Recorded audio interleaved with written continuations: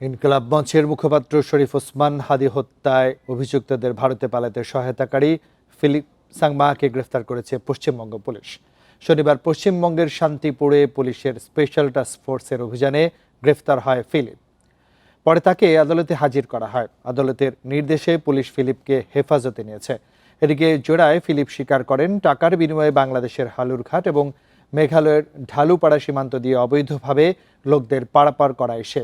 একইভাবে হাদি হত্যা অভিযুক্তদেরও ভারতে অনুপ্রবেশে সহায়তা করেছে ফিলিপ। এর আগে গত সপ্তাহে বনগাঁ থেকে গ্রেফতার হয় হাদি হত্যায় দুই অভিযুক্ত ফয়সাল মাসুদ করিম এবং আলমগীর শেখ। পরে তাদেরকে জিজ্ঞাসাবাদে ফিলিপের নাম উঠে আসে। ফিলিপ সাংমা বাংলাদেশের ময়মনসিংহ হালুয়াঘাটের বাসিন্দা।